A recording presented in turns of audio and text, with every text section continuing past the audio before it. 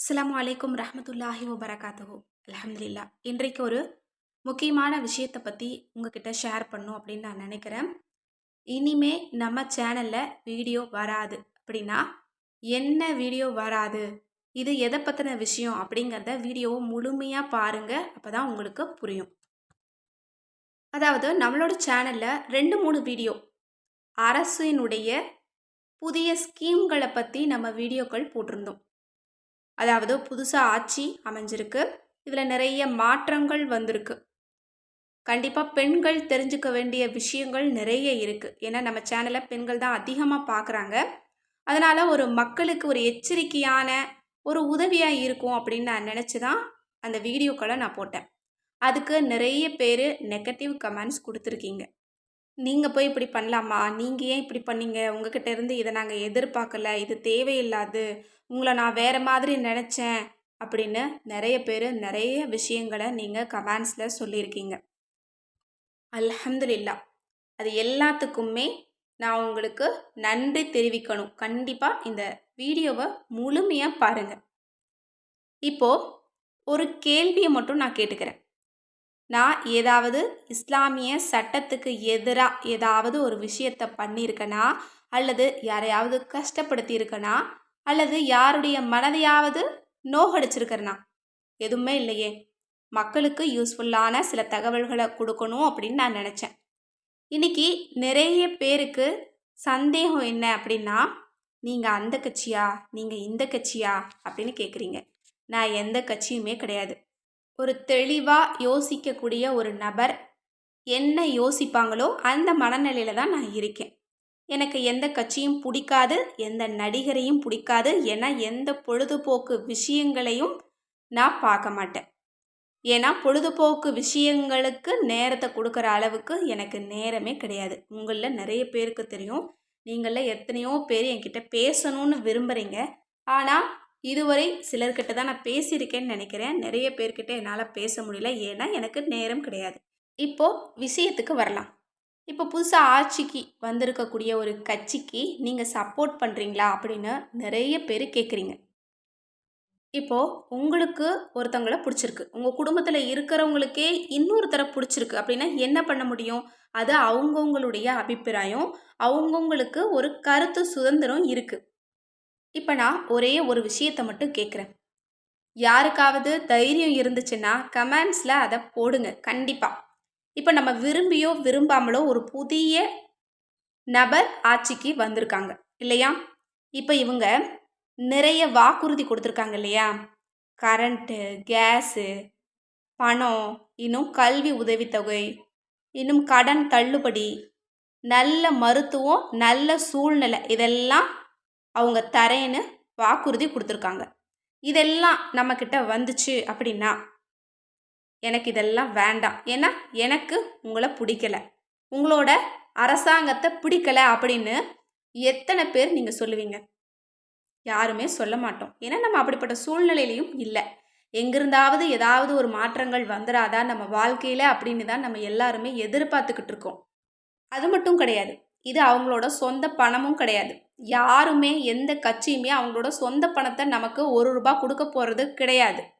நம்மளோட பணத்த தான் நம்மகிட்ட திரும்ப குடுக்குறாங்க. இந்த விஷயங்கள நம்ம வாங்கறதுக்கு நம்ம யோசனை பண்ண வேண்டிய அவசியமும் கிடையாது.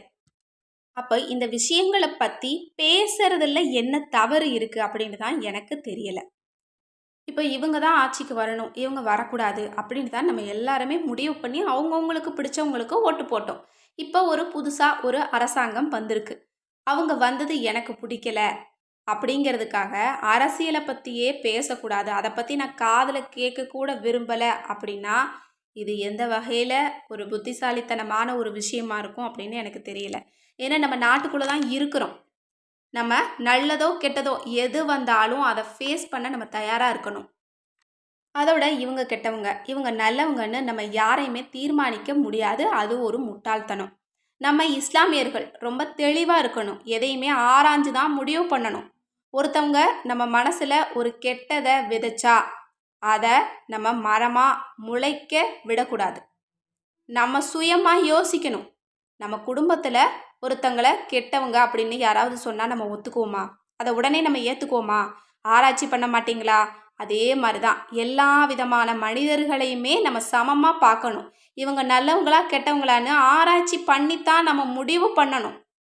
ஏன்னா நமக்குள்ளே இல்லை, நம்ம குடும்பத்துக்குள்ளே இல்லை, இஸ்லாம் அல்லாத மக்களாக இருந்தால் கூட அவங்களையும் நம்ம கண்ணியமாக தான் நடத்தணும், கருணையோடு தான் பார்க்கணும். அவங்கள கெட்டவங்கன்னு உடனே முடிவுக்கு வரக்கூடாது. இதுதான் நம்மளோட இஸ்லாம் சொல்லுது. அதனால் எல்லா மக்கள்கிட்டையுமே நம்ம நீதத்தோடு தான் நடக்கணும். பாரபட்சம் பார்க்கக்கூடாது. உங்களோட குடும்பத்தை யாராவது துன்புறுத்தி இருந்தாங்க, கஷ்டப்படுத்தி இருந்தாங்க அப்படின்னா நீங்கள் நேரடியாக அவங்கள கெட்டவங்கன்னு சொல்லலாம். ஆனால் யாரோ ஒருத்தவங்க எங்கேயோ இவங்க கெட்டவங்கன்னு சொல்கிறத நம்ம காதில் கேட்டு அதை நம்ம அனுமதிக்கிறது தான் இங்கே முட்டாள்தனமாக இருக்குது. எதையுமே நம்ம ஆராய்ச்சி பண்ணித்தான் முடிவுக்கு வரணும். இதுதான் நம்மளோட சட்டம் சொல்லுது. இப்போ முக்கியமான விஷயத்துக்கு வரலாம். நம்ம இஸ்லாமிய சமுதாயத்திற்கு ஏதாவது ஆபத்து வந்துடும் அப்படின்னு நீங்கள் நினைக்கிறீங்களா? ஒரு விஷயம் சொல்லவா? அப்படி வந்தா எந்த கட்சியுமே நமக்கு தேவையில்லை. நம்ம எல்லாரும் ஒத்துமையாக இருந்தால் நமக்கு நாமளே போதும். நமக்கு நம்ம மட்டும்தான். நீங்கள் குரல் கொடுத்தீங்கன்னா நான் வருவேன், நான் குரல் கொடுத்தா நீங்கள் தான் வருவீங்க. நமக்குன்னு ஒன்று வந்தால் நம்ம யாரையாவது சும்மா விட்டுருவோமா? கூட்டி பெருக்கி பழைய குப்பை மாதிரி வாரி மூளையில் வச்சிட மாட்டோமா? பொறுத்திருந்து பார்க்கலாம். ஒரு கட்சி சரியில்லைன்னா அடுத்த தடவை அவங்க நிலைக்க மாட்டாங்க. கண்டிப்பாக நல்லது பண்ணால் அவங்க நிலைப்பாங்க, கெட்டது பண்ணால் எப்படி நிலைப்பாங்க? ஒருபோதும் நிலைக்க மாட்டாங்க. இதை மறந்துடாதீங்க. நீங்கள் நெகட்டிவாக யோசிக்காதீங்க. இவங்க வந்தால் நமக்கு கெட்டது தான் நடக்கும்னு பாசிட்டிவாக இருங்க. பாசிட்டிவாக யோசிச்சாதான் நமக்கு நடக்கிற எல்லாமே நல்லதாக நடக்கும். பொறுத்திருந்து பார்க்கலாம். எல்லாருக்கும் நல்லதே நடக்கட்டும். இப்போவும் சொல்கிறேன், நான் எந்த கட்சியுமே கிடையாதுங்க. ஆனால் ஒருத்தங்களை தேவையில்லாமல் பேசுகிறத அது யாராக இருந்தாலும் என்னால் அனுமதிக்கவே முடியாது. அதை தான் நான் இப்போ உங்ககிட்ட நான் சொல்லிகிட்டு இருக்கேன் இவ்வளோ நேரமாக. இன்னொரு முக்கியமான விஷயத்தை நான் சொல்லணும்.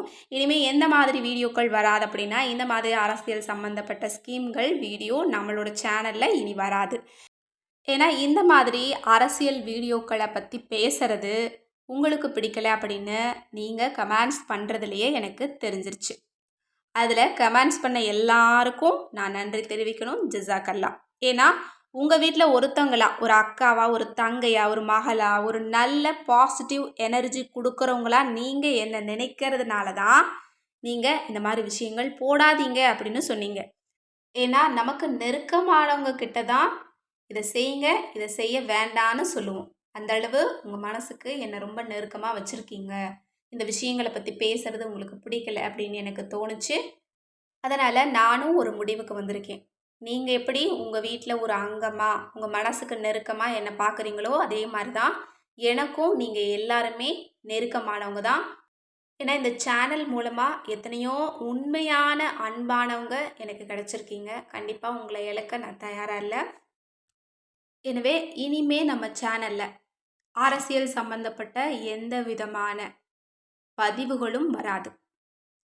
மார்க்கு சம்பந்தப்பட்ட, உங்கள் மனசுக்கு நெருக்கமான, நம்மளை எல்லாரையுமே இணைக்கக்கூடிய, இம்மையிலும் மறுமையிலும் சிறந்ததை அடைந்து கொள்ளக்கூடிய சிறந்த மார்க்க விஷயங்களை பற்றின வீடியோக்கள் மட்டும்தான் நம்ம சேனலில் வரும்.